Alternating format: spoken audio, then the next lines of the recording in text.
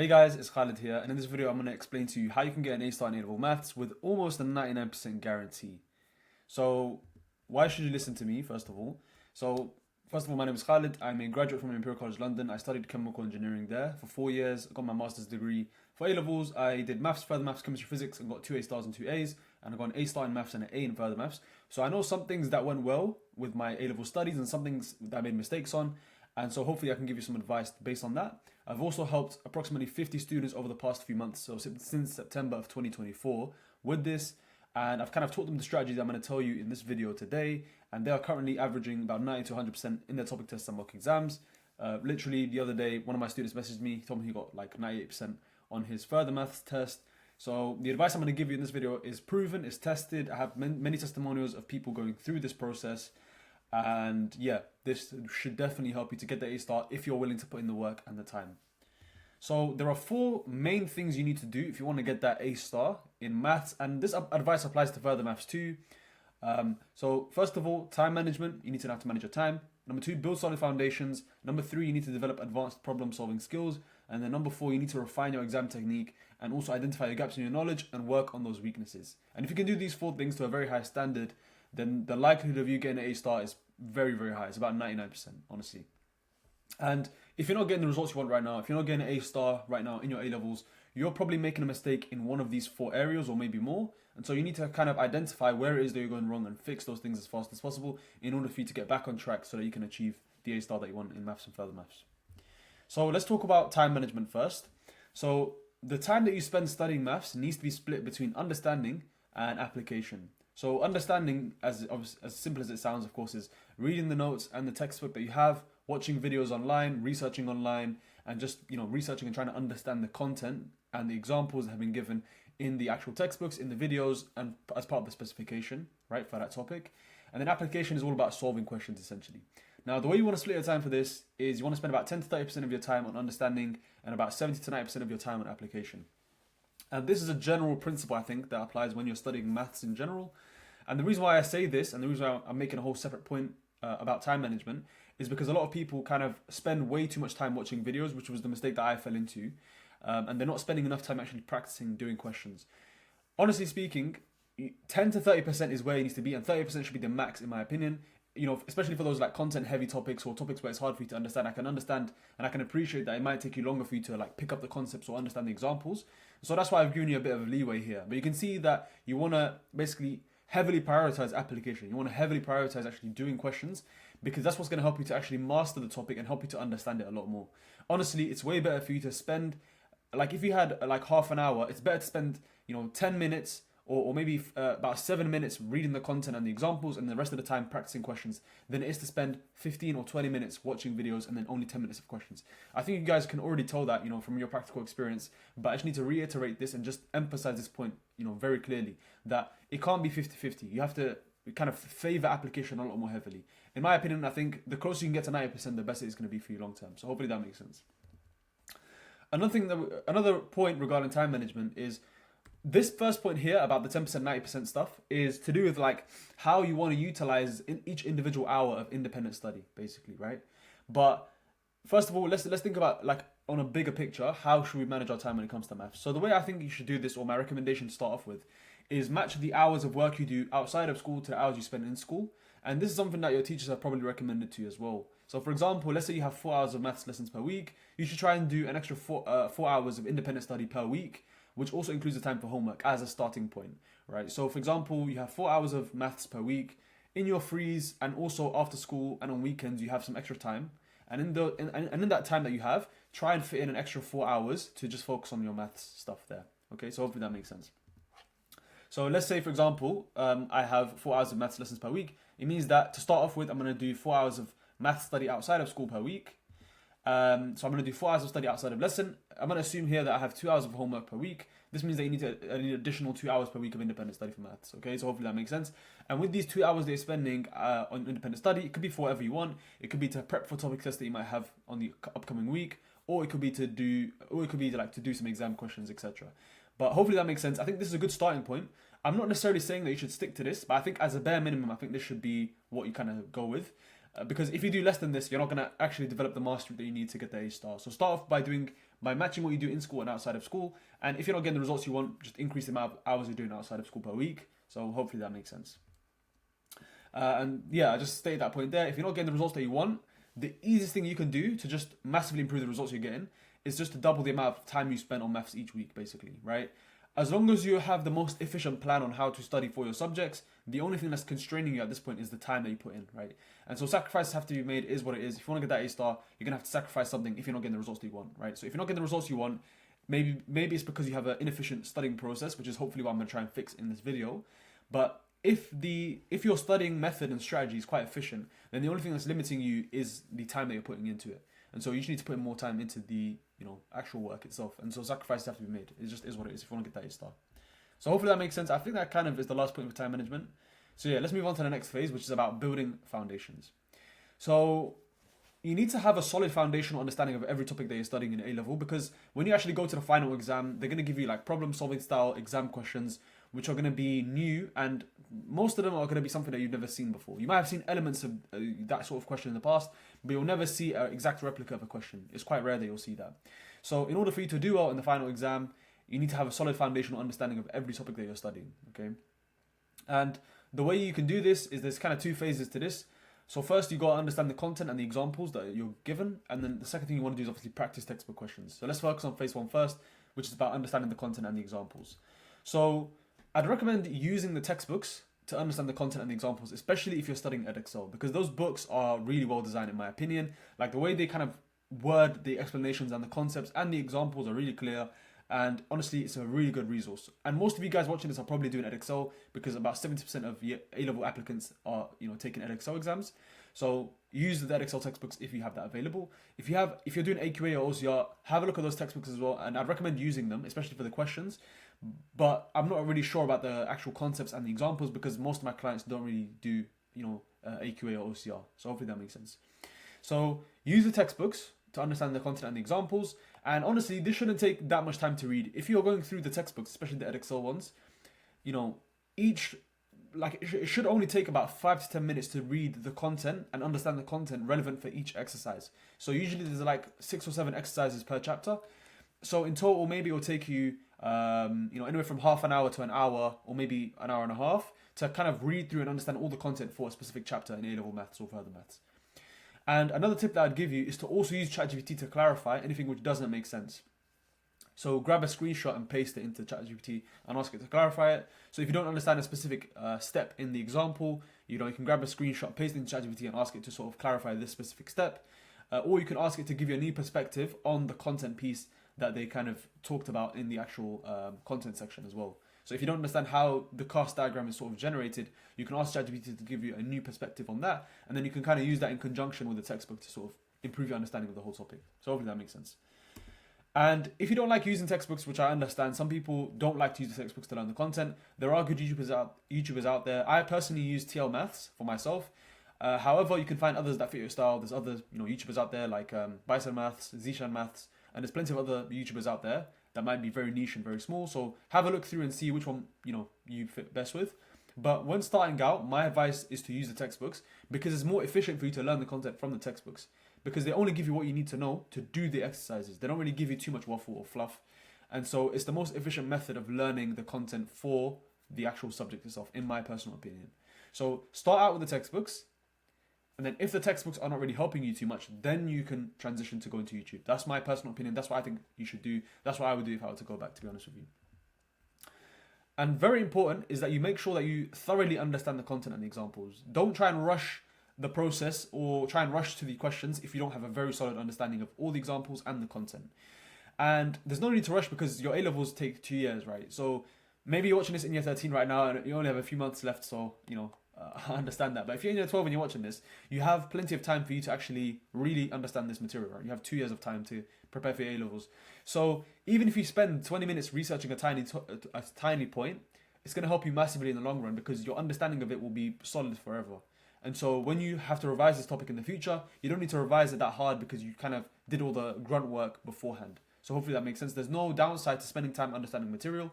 It can only help you to understand the content and the examples. And also, from my personal experience, when I've really understood like the content and the examples, then the questions in the exercise become way easier. So yes, it feels like you're wasting too much time on the content side, but I find that you kind of save that time when you're doing the exercises because you really understand the topic. It's easy for you to actually solve the questions that come up in the exercise. So hopefully that makes sense. So once you've finished understanding the content, the next thing you need to do is textbook questions, of course. So remember the stuff we mentioned about the time management stuff. Remember 10% to 90% or 10 to 30% on understanding and about 70 to 90% of your time on application. So you going through this first phase of reading through the content shouldn't take you that long, usually, because the content is quite simple as well in A-level maths and further maths. And so it shouldn't really take you that long for you to understand a specific, content or example piece in a specific exercise, okay? And so you want to spend, as much time as you need on that, but no more. So try and spend as much time as you need on that example or that content piece, and don't spend way too much time on that. However, you want to make sure that you understand the material. So try and be efficient with understanding the material, and don't spend way too much time on this, and prioritize actually doing the questions, okay? So let's go to the questions itself. Usually with textbooks, there's like basic questions like this, where they have like multiple parts, and then they also have other questions like exam style questions, basically. So what I would say for these super basic questions, depending on your comfort level with the topic, you can do as many questions as you like. For example, this is about complex numbers here. So from here, maybe you can see like the first A, B are quite simple, and C. And so, maybe you want to skip A, B, and C, but D is like the last question, which is all about expansion, right? Expanding brackets, basically. So maybe you just want to try D as one example, and then you can also try G and H, right? So that's if you're very comfortable with the topic and you don't really need too much practice, and you kind of understand the principles and the ideas in the topic. You could potentially do more questions. Maybe you want to do like you can skip each question, so you could do A, C, E, and then do the last two as well. Could go with that method. You could also do every single question as well from the textbook. However, might not be feasible long term to do this, and so you want to play about with this and see if it's something that you want to do, and it depends on your comfort level as well, right? So you could potentially do every question if you want to practice like the speed and the fluency of your algebra. There's no downside to doing every textbook question, okay? So what I would say is with the textbook questions, in my experience, there's no downside to doing every single one. The whole process to study might take longer, but it will help in some ways. It's not going to be a complete waste of time if you do every question. I'd rather you do every question than waste hours reading and researching and and watching content on the topic. Okay, so hopefully that makes sense. So do as many questions from here as you like from the basic questions. My personal preference would be to do the last 2 or 3, and then whatever we have beforehand, we kind of pick out whatever we find interesting. For example, I would do G and H from here because they're the last 2 and the most complicated. And then looking at the rest of these questions, E and F are simpler versions of G and H, so I'm not going to do them. And then A, B, C, and D, I'm very comfortable with expanding brackets, so I might just do D, just to practice expanding brackets and just make sure that I get that part correct. Okay, so I'll probably do D, G, and H from my personal perspective. You might be different. You might want to skip everything and just go to the last one. It's up to you how you want to do this. But when it comes to like the exam style and problem solving style questions, you want to make sure that you do all of them. Okay, because I think it would help you to get lots of exam style practice without wasting any of the actual exam questions that you have from PMT. So there's no downside to doing every single one of these exam style and problem solving style questions, and I'd strongly advise you to do that, to be honest with you. Now, usually you're going to do these textbook questions as part of your homework. So if that is the case, you kind of want to like merge the homework process that you have with your own independent study and see if you want to supplement your homework with a few more textbook questions. Maybe your homework is getting you to only solve the exam style questions from the exercise, but maybe you feel like you still don't have a very solid foundational understanding. And so in that case, then I would go back to the basic questions and kind of work through some of these to make sure that I have solid foundations first, and then I would do my homework on the exam style questions. Or maybe your homework gives you the basic questions, and then you can supplement that with independent work on the exam style questions. So you kind of want to blend the homeworks that you have with your own independent study on the textbook questions, and just make sure that you're very solid and you've attempted every exercise and you've done some questions from every exercise. So hopefully that makes sense.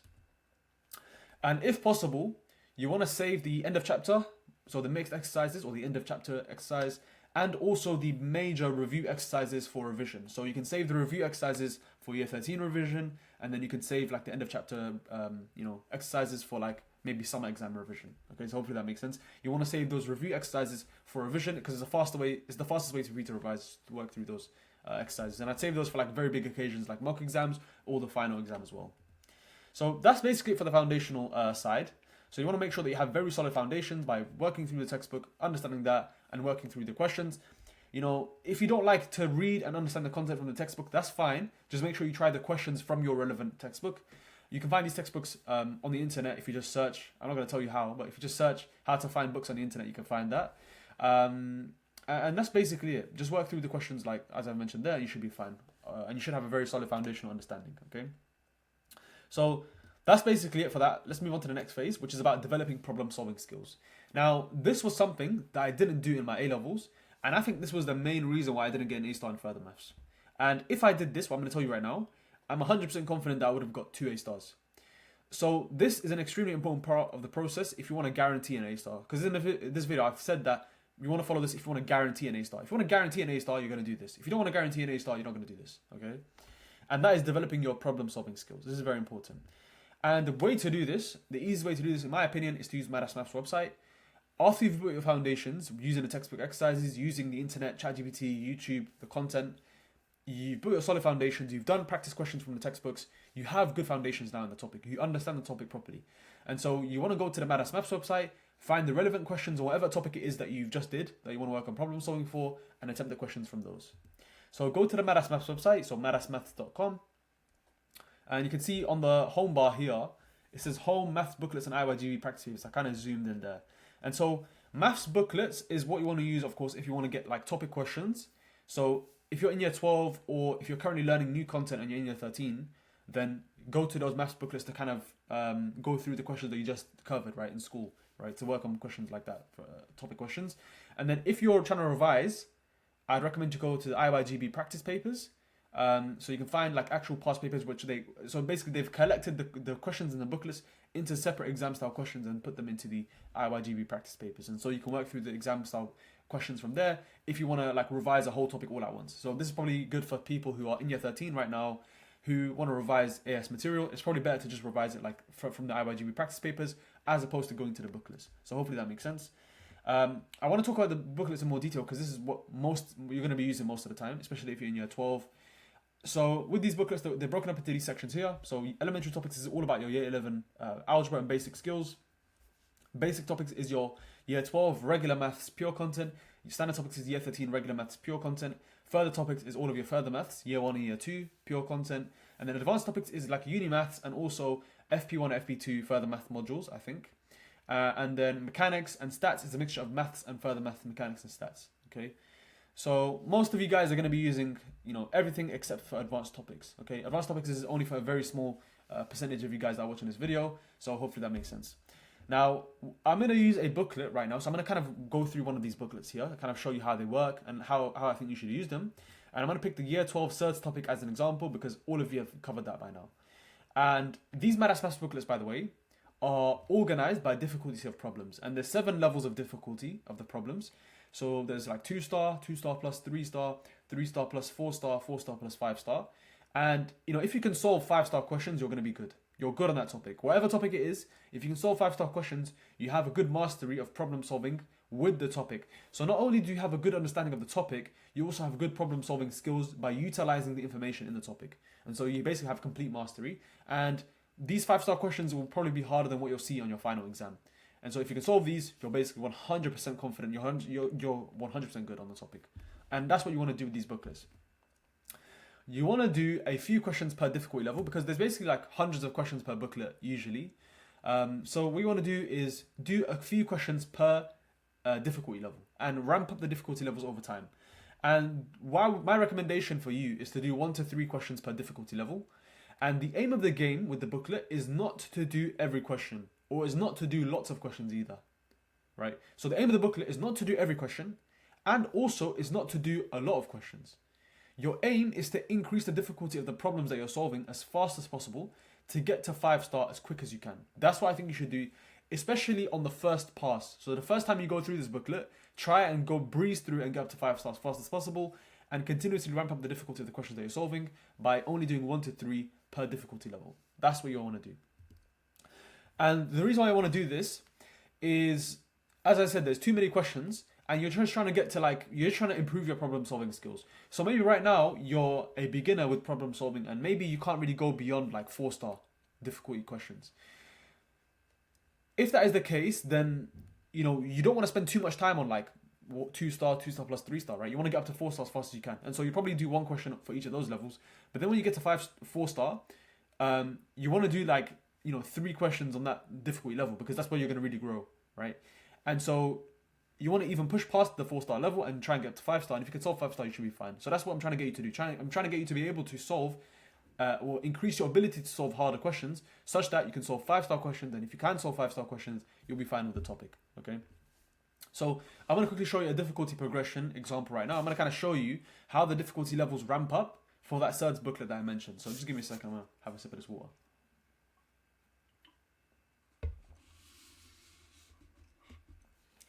So we can see the first 2-star SERDS question here. So this is very basic. And the thing is, you should be able to do 2-star if you've done the textbook questions properly. If you've built solid foundations, if you've done all of the exam style questions from the chapter, if you've done the basic questions, if you have a solid understanding of the content and the examples, 2-star should be easy to do if you've done the textbook questions properly. So you probably only need to do like 1 or 2 of these 2-star questions, and you can move on to the next level straight away. One more thing I want to say is that yes, there are watermarks on these questions, on these booklets, but you're just going to deal with it. You just have to deal with it, to be honest with you. Like, there's no way around it, and these questions are worth doing.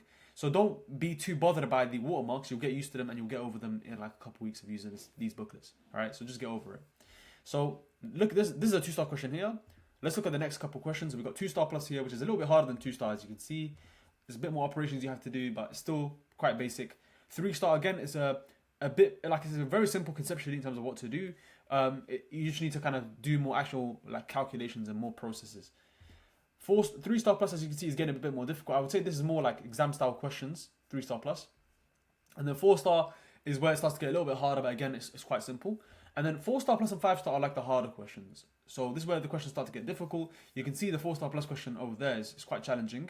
But at the same time, you can use your knowledge that you've learned in the foundational phase, and also the problem solving that you developed in the phase leading up to this point. And so you should be able to do this. And then also you can see the 5-star question down there is pretty tough. You'll never see a SERDS question like this in your final exam for like A levels. Maybe you'll see this in an admissions test or an interview, but you'll never see this in an actual A level exam, to be honest with you, especially for SERDS, which is a very basic topic. So if you can solve that 5-star question there on SERDS, you should be fine on the SERDS topic, 100%. So what I would say you should do in terms of the way you should use these booklets is, first of all, open up the booklet and then kind of scan each level for the 1 to 3 hardest questions first, and don't just do them in number order. For example, let's say you've opened up the SERDS booklet. Don't immediately just start solving question 1, right? What you want to do is look at all of the 2-star questions that are available. Maybe there's like 6 2-star questions for SERDS. So you want to analyze all 6 of these and then pick out the ones that are the 1 to 3 hardest questions from there, right? And so you want to kind of scan through, pick them out. Might be question 1 first, and then maybe question 5, and then question 6, sort of thing. That could be the case, right? Also, another thing I would say is don't feel like you have to force yourself to do 3 questions. I did say pick out 1 to 3, but you might look at a level and notice there's only like 1 question to try. So if there's only 1 question that's worth it, don't try and force yourself to do another like 1 or 2 questions from that level. Just do that 1 question from the 2-star and just jump to the next level straight away, okay? Or if you feel like there's no worthy questions on a particular level, look at all the questions, analyze them, see there's nothing for me to gain from this, I know how to solve all of these, skip it and move on to the next one. Generally speaking, you always want to solve a question that you're not 100% confident that you can solve. So if you look at a question and you're like, I'm 100% confident that I can solve this, then there's no point of doing that question. It does not help you to improve your problem solving skills, right? The way you know that your problem solving skill is getting better is if you look at a question and you're like, I don't know how to start this, I don't know what to do. And you're like, I've never done something like this before. But you're able to make steps and make progress, and eventually you're able to solve it. That's what you kind of want with these Madass Maths booklets. Does that make sense? But with the textbook questions, you might look at an exam style question and know how to do it. I still want you to practice using the method though, because it's going to be good practice and revision, and just it's going to help you to improve your mastery of the skills, get the exam technique right, figure out how to get all the marks, etc., etc. Right? But with the Madass Maths booklets, it's all about trying to do the problem solving stuff, and so you don't want to waste your time trying to do questions that you already know how to do. Okay, so try and build up to 5 stars as fast as you can, and then I would say try and solve 3 5-star questions at least, and more if you want. Okay, so for all of the other levels, before 5 stars, do 1 to 3, or 0 if you feel like there's nothing that's worth it. Get up to 5 stars as fast as you can, and then do about 3 of those 5-star questions. If you can do 3 5-star questions correct, you have very good problem solving skills with the topic, and you're ready to you're basically good for that problem solving for that specific topic. Okay, so hopefully that makes sense. So at this point, you have number one, a good solid understanding and foundations, okay, on the topic, and you also have good problem solving skills with the topic. And so at this point, what you need to do, once you're done with those first three phases, is you need to practice exam style questions for your particular exam board to figure out how to lay out your working, styles of questions that you're going to get for a topic, and also how to get all the marks. So you want to basically do the PMT questions for a topic, and you want to start with the new spec, and then if you need more practice on like more exam style questions for a topic, have a look at some of the old spec stuff, right? You want to lay out your working going down the page and just make it easy for the examiner to give you marks. Have a look at the mark scheme, try and understand the mark scheme, and try and lay out your work in a similar way to the mark scheme, right? You might understand exactly how to do a question and solve the problem, but what you want to do with this phase is figure out how do I need to lay out my answers in order to get the marks. You might understand exactly how to do the working out, but what are the step-by-step like lines you need to write in your answer to get all the marks, right? That's what you're trying to do with the PMT questions. And honestly speaking, if you've done the Maths Math stuff I mentioned here, go into the PMT, you should be able to get 100% on these questions, honestly. Like in terms of like the final answers and stuff. And your mastery as well should be to the point where you'd be able to get 100% on these things. There should be nothing that trips you up from PMT, like usually. And so you'll be fine with that. So the whole reason why I'm trying to get you to do this is not to get them right, because you're definitely going to get them right, okay? But it's to basically figure out how to lay it working, okay? That's the whole point. So hopefully that makes sense. I think a couple more tips I would say for PMT is do all the questions for PMT. Unlike Maths, I think you should do all the questions for PMT to see all the different variations of questions that might come up on that specific topic. It helps to understand the sorts of questions that are going to come up a lot better. What else is there for PMT?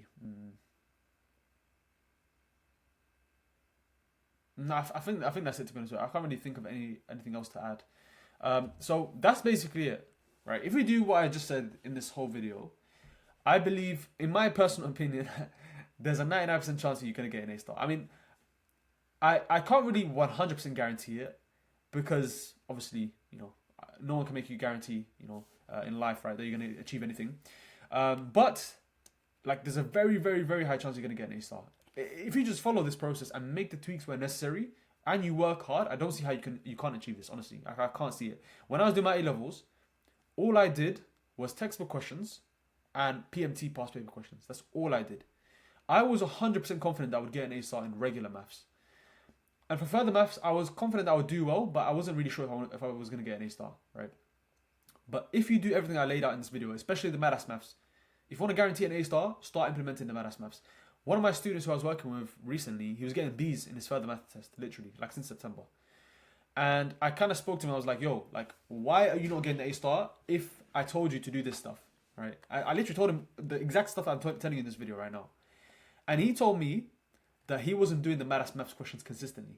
And I said, listen, I want you to test this out. For the next topic test that you have, right, do the Maths questions, do like 1 to 3 Maths questions per level, right? Then do the PMT questions before the topic test. Try and do that. He had about like a few days to sort of do like that work. And I told him to do that. Before these topic tests, he was getting B's, right? He was getting B's consistently. That next topic test that he did, right? So imagine, like, he asked me this question on Wednesday, right? And then next week, Wednesday, he had a test sort of thing. So he had 1 week to prepare for the test. In that 1 week, I told him, do the Maths questions, right? And then do the actual PMT past paper questions, right? He already done the textbook questions as part of homework and when he was initially studying. He did that. He took his test. He got like 98%. It's literally that simple. He was getting B's before. He got 98% on this test. It's almost 100% guarantee you'll get an A star. And to get an A star, you just need to get 83% on most of the like options, right? For further maths, right, some of the options you need 90% to get an A star, but I think you can still get 90% with this process here, right? But if you're just doing regular maths or most of the other further maths combinations, you just need to get 83% to get an A star. And that's definitely doable with this process right here, right? The most important thing is that you just need to put in the work. Like, I haven't actually told you anything special or new in this video, I can't lie. Like, all this stuff is common sense that you already know you should be doing. So you need to figure out which of these 4 things am I messing up on, right? I think for most people, the problem is number 3. They're not really doing number 3 effectively. I think most people understand that they need to spend lots of time doing questions.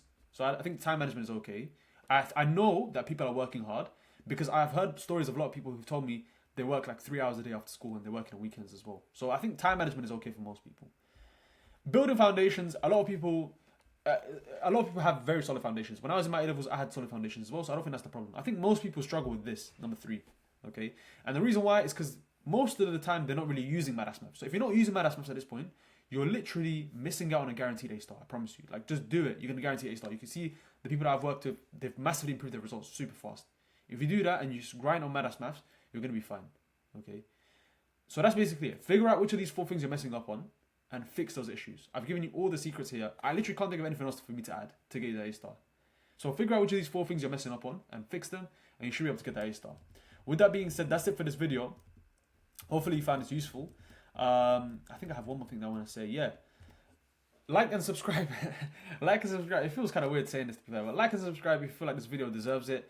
Like, honestly, if you feel like you benefit from this video, just give it a like. I'd appreciate that. It lets me know that, you know, that this video was helpful for you guys. You can also leave a comment as well if you found this helpful. If you're interested in joining my coaching program, helping students get into STEM courses at the best universities in the UK, click the link in my bio. As I mentioned, I do have a little coaching program that I'm running, and I help my students to basically get the strategy, as you guys saw in this video, right?